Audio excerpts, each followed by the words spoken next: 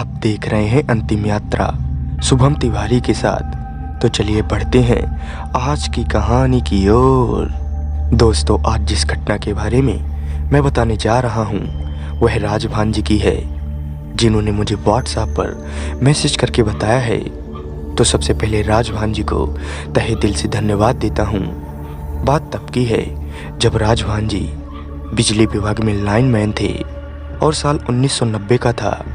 राज भांजी बताते हैं कि उनकी पोस्टिंग उत्तर प्रदेश के बांदा जिले में एक छोटे से कस्बे में लगती है। राज भांजी सीधी जिला के रहने वाले थे और जब उनकी पोस्टिंग उस गांव में होती है तब उनकी उम्र मात्र 22 साल की थी। खैर, यहाँ से कहानी अब चालू होती है।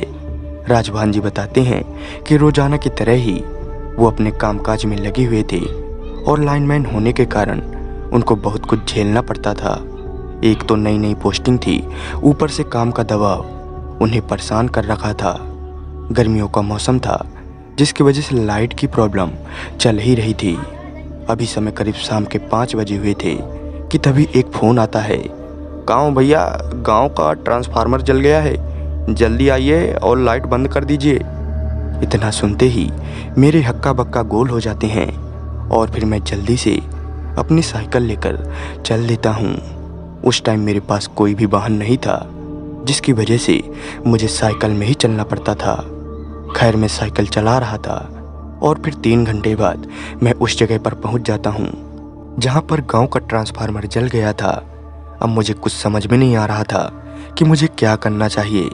फिर मैं बिजली ऑफिस में फ़ोन लगाता हूँ तो मेरे सीनियर सर कहते हैं, अरे राजभान, अब कुछ नहीं हो सकता, 2-3 दिन बाद ही नया ट्रांसफार्मर लगेगा। फिर मैं ज़्यादा कुछ नहीं बोलता और फ़ोन रख देता हूँ। फिर मैं गांव वालों से बोलता हूँ, देखो भैया, आपको 1-2 दिन रुकना पड़ेगा क्योंकि नया ट्रांसफार्मर आने में टाइम लगेगा। आप लोग परेशान मत हो और अपने अपने घर चले जाओ। इतना कहकर मैं अपने ऑफिस की तरफ चल देता हूँ। गर्मियों का मौसम था और हवा भी ज़ोर ज़ोर से चल रही थी और चारों तरफ अंधेरा छाया हुआ था।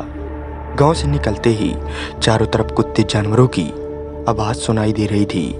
मैं इतना बड़ा भी नहीं था, मैं मात्र 22 साल का था और अपनी साइकिल का पैडल मार रहा था।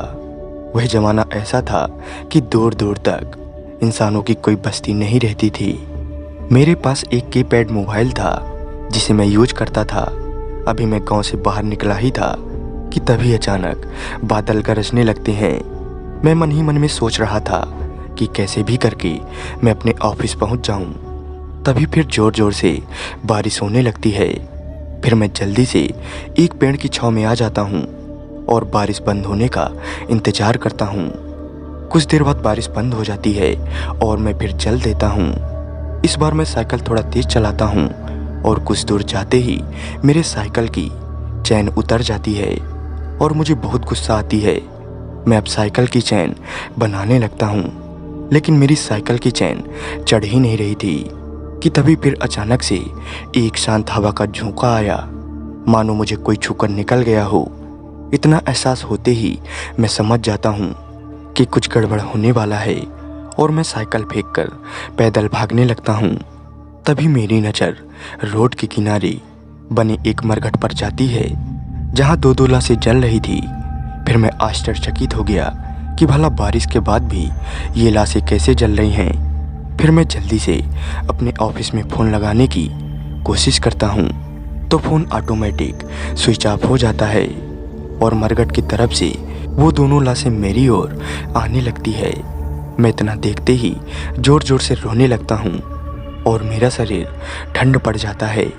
लेकिन मैं हार नहीं मानता और जल्दी से दौड़ने लगता हूँ और मन ही मन में हनुमान चालीसा पढ़े जा रहा था। खैर, बड़ी मशक्क़त के बाद मैं अपने ऑफिस पहुँचता हूँ और ऑफिस के बाहर ज़ोर ज़ोर से रो रहा था। तभी सभी लोग अंदर से बाहर आते हैं और मुझे अंदर ले जाते हैं।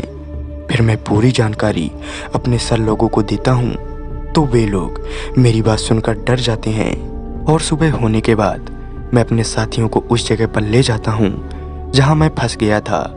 और फिर पता करने पर पता चलता है कि गांव के 2 व्यक्तियों का अग्नि संस्कार कुछ दिन पहले हुआ था और वही आत्मा मुझे डराने की कोशिश की थी। लेकिन मैं हनुमान जी का भक्त था जिसकी वजह से बच गया। आज मेरी सर्विस पूरी हो चुकी है और मैं अपने घर में ही रहता हूँ और मैं हंसी खुशी से अपना जीवन यापन कर रहा हूँ। तो दोस्तों, आज की कहानी आपको कैसे लगी कमेंट करके ज़रूर बताइएगा।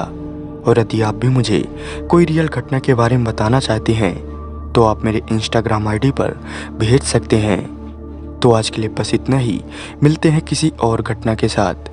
तब तक के लिए बाय एंड टेक केयर।